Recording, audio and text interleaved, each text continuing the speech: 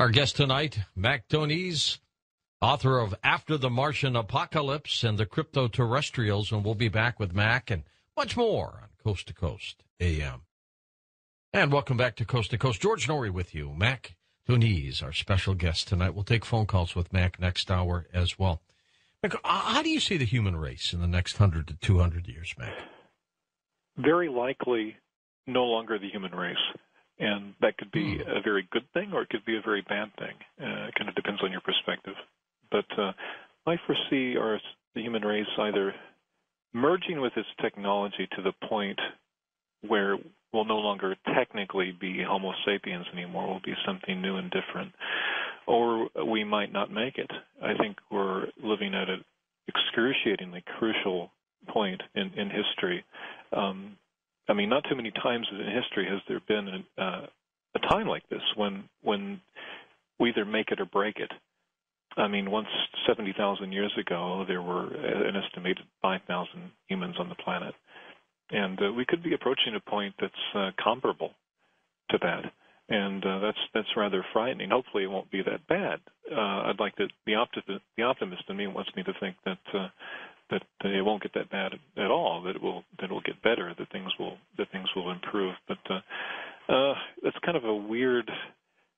I kind of walk the edge on that one because I'm not sure. I'd say as far as the glass half empty, glass half full, I'm probably somewhere in the middle, unable to make up my mind which glass I'd pick. But whichever way you do pick, it's going to be a remarkable 100 to 200 years. Absolutely. It's going to be an epic, unparalleled 200 years or 100 years. Time seems to be going faster, at least subjectively. Moore's law has kind of seen that out on the technological front. Whether human consciousness will respond to accompany that is an interesting question that remains unresolved. But certainly, we seem to be feeling the effects of history in a much faster way, made possible at least in part because of this electronic nervous system that we have now, that the planet has, and it's conceivable that the planet might begin to wake up. Or has already begun the process of waking up and becoming aware in a way that it has never been aware before. Sometimes I'm tempted to draw a parallel between James Lovelock's Gaia hypothesis that suggests that the Earth is a big homeostatic organism, self-contained, takes care of itself, and humans might be epiphenomenal. We might just be little maggots on the surface of the planet, but that's not necessarily a diminishing thing. We could be building something bigger and better than ourselves that could very well supplant us. And some people react to the prospect that we might be replaced by robotic surrogates or some sort of artificial intelligence that encircles the globe as a negative development, because our media generally depicts it in apocalyptic terms, the Terminator movies, for example, or the Matrix. But if we give rise, if we are a transitional state between carbon-based intelligence and something more capable and more compassionate and wiser, then I don't see a huge problem with it. I don't take it personally. Of course, I'd like life and intelligence to keep existing. Sure. But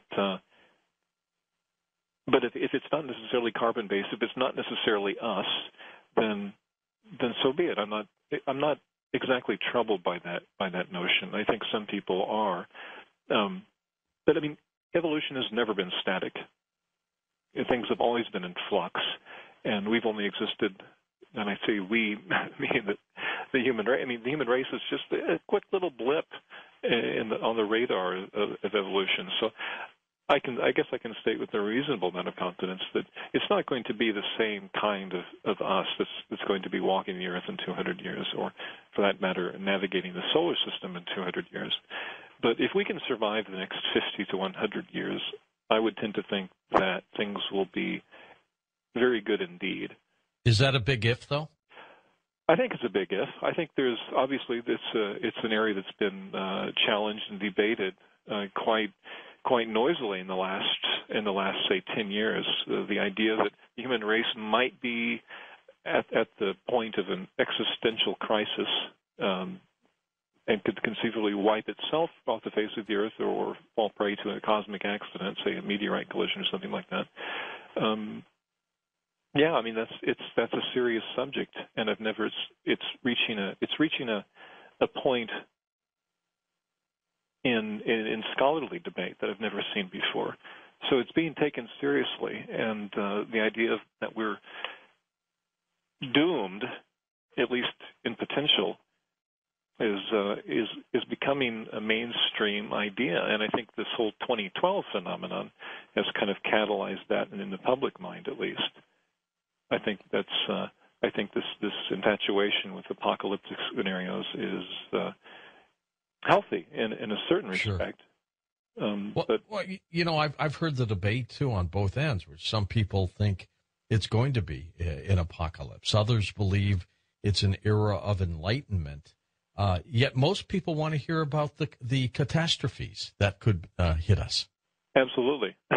Catastrophes make great special effects on cinema screens and in the human imagination, I think. And I think kind of a collective fascination with destructive apocalyptic scenarios is, in a certain respect, a good thing.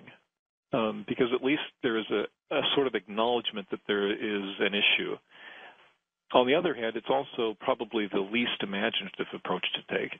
It takes a lot more intellectual gusto, for example, to envision a utopian future. Sure. There are some very positive technologies being developed and already developed that would allow us to continue in a much grander sense, a much more robust and vigorous way on the planet.